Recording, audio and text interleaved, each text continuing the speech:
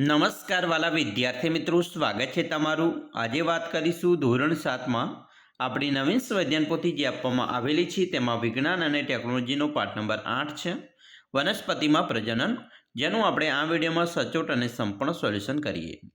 વિદ્યાર્થી મિત્રો, વિડીયોની શરૂઆત કરીએ તેના પહેલાં ખાસ ચેનલમાં નવા હોય તો ચેનલને અવશ્ય સબસ્ક્રાઇબ કરી વિડીયોને લાઇક અને શેર કરવાનું ન ભૂલતા। મિત્રો, પ્રશ્ન 1 છે। નીચે આપેલા પ્રશ્નો માટે સાચો વિકલ્પ છે પસંદ કરવાનો છે, જેમાં 1 વનસ્પતિનું મુખ્ય પ્રજનન અંગ ખલગ્યા છે, તો અહીંયા આપણો જવાબ આવશે મિત્રો ડી પુષ્પ। 2 બટાટા ખલગ્યા દ્વારા અંકુરણ પામી છે, તો જવાબ આવશે મિત્રો બી કલિકા દ્વારા। 3 કાંટાળા અને હૂંક જેવી રચના ધરાવતા બીજ કોના દ્વારા ફેલાય છે, તો તે મિત્રો જવાબ આવશે સી પ્રાણી દ્વારા। 4 મોલ્ડ ફૂગ કઈ પદ્ધતિ દ્વારા પ્રજનન કરે છે, તો આપણો જવાબ થશે બીજાણુ સર્જન।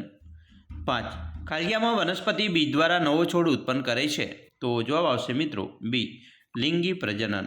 પ્રશ્ન મિત્રો 2 ખલગ્યા પૂર્ણ કરવાની છે, જેમાં 1 ફલન પછી અંડાશયમાંથી ખલગ્યા અને અંડકમાંથી ખલગ્યા બને, તો અંડાશયમાંથી ફળ અને અંડકમાંથી બીજ બને છે।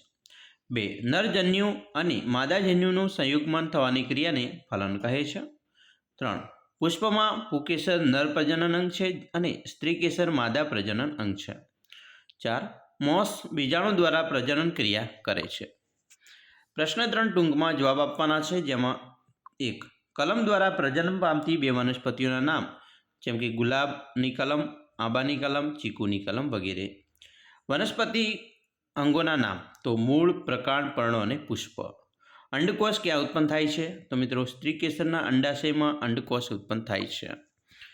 4 5 માંસલ ફળોના નામ, તો મિત્રો કેરી, સફરજન, ચીકુ, જામફળ, મોસંબી, બોર અને લીંબુનો સમાવેશ થાય છે। 5 સ્પાયરોગાયરામાં કેવા પ્રકારનું અલિંગી પ્રજનન જોવા મળે છે, તો સ્પાયરોગાયરામાં અવખંડન પદ્ધતિ વડે અલિંગી પ્રજનન જોવા મળે છે। 6 કલિકા સર્જન દ્વારા પ્રજનન પામતી 2 વનસ્પતિ, જેમાં 1 આદુ અને બટેટાનો સમાવેશ થાય છે। 7 બીજના ફેલાવો કરતા વાહકોના નામ, તો બીજનો ફેલાવો કરતા વાહકોમાં પવન, પાણી, પ્રાણીઓ અને પક્ષીઓનો સમાવેશ થાય છે। પ્રશ્ન 4 તફાવત આપવાનો છે, જેમાં 1 અલિંગી પુષ્પો અને દ્વિલિંગી પુષ્પો। અલિંગી પુષ્પોમાં જે પુષ્પો માત્ર પુંકેસર કે માત્ર સ્ત્રીકેસર ધરાવે છે તેને એકલિંગી પુષ્પો કહે છે, જ્યારે દ્વિલિંગી પુષ્પોમાં જે પુષ્પો પુંકેસર અને સ્ત્રીકેસર બંને ધરાવે છે તેને દ્વિલિંગી પુષ્પો કહે છે। એકલિંગી પુષ્પમાં મકાઈ, પપૈયા, કાકડીના પુષ્પોનો સમાવેશ થાય છે, જ્યારે દ્વિલિંગી પુષ્પોમાં સરસવ, ગુલાબ અને જાસૂદનો સમાવેશ થાય છે। પ્રશ્ન 5 આપેલા બીજનો ફેલાવો પાણી, પવન અને પ્રાણીઓ દ્વારા થાય છે, તો તેનું વર્ગીકરણ કરો। તો પાણી દ્વારા નાળિયેર, પવન દ્વારા મેપલ, સરગવો અને સૂર્યમુખી, અને પ્રાણીઓ દ્વારા ગાડરિયું અને યુરેનાનો સમાવેશ થાય છે। પ્રશ્ન 6 નીચેના પ્રશ્નોના જવાબ આપવાના છે, જેમાં 1 પરાગનયન એટલે શું, પરાગનયનના પ્રકારો જણાવો। મિત્રો પુષ્પના પરાગાશયમાંથી પરાગરજનું પરાગાશય તરફનું વહન પરાગનયન કહેવાય છે। પવન, પાણીની કીટકો દ્વારા પરાગનયન થાય છે। પરાગનયનના 2 પ્રકાર છે, જેમાં 1 સ્વપરાગનયન અને બીજું પરપરાગનયન। બીજું ફલનની ક્રિયા સમજાવો। પરાગનયનની ક્રિયા દ્વારા એક પુષ્પના પુંકેસરની પરાગરજ તે જ પુષ્પ કે અન્ય પુષ્પના પરાગાસન પર સ્થાપિત થાય છે। ત્યારબાદ ફલનની ક્રિયા શરૂ થાય છે, તેમાં પરાગાસન પર સ્થાપિત પરાગરજ અંકુરિત થાય છે, તેમાંથી એક પરાગનલિકા ઉત્પન્ન થઈ પરાગવાહિનીમાં આગળ વધે છે। પરાગનલિકા વૃદ્ધિ પામી નીચે આવેલા અંડાશયમાં પ્રવેશે છે। પરાગરજમાં ઉદ્ભવતા નરજન્યુ અંડાશયમાંના અંડકમાં દાખલ થાય અને અંડકમાં ઉત્પન્ન થયેલા માદાજન્યુઓ સાથે સંયુગ્મન પામી ફલિતાંડ બને છે। આ ક્રિયાને ફલન કહે છે। ફલન બાદ અંડાશયમાં ફળમાં પરિણમે છે અને અંડક વિકાસ પામી બને છે। 3 ઈસ્ટમાં જોવા મળતું પ્રજનન આકૃતિ દોરી સમજાવો।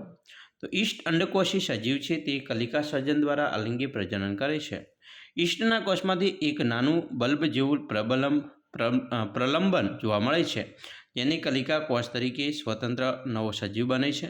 નવો કોષ વૃદ્ધિ પામી પુખ્ત બની બીજા ઈસ્ટના કોષો સર્જે છે, જેમાં મિત્રો તમે આકૃતિ જોઈ શકો છો। ઈસ્ટના કોષ, વિકસતી કલિકા, નવી કલિકા અને કલિકાનું સાંકળ। પ્રશ્ન 7 આકૃતિ દોરી નામ નિર્દેશ કરો, જેમાં પુંકેસર અને સ્ત્રીકેસર। પુંકેસરમાં મિત્રો આ જે છે એ પરાગાશય છે, જ્યારે આ તંતુ છે. જ્યારે સ્ત્રી કેસરની અંદર અહીંયા મિત્રો અંડકો આપેલા છે, આ અંડાશય છે, આ પરાગવાહિની છે અને આ પરાગાસન છે. તો આવી રીતે તમે પણ આકૃતિ દોરી સમજૂતી આપી શકો છો.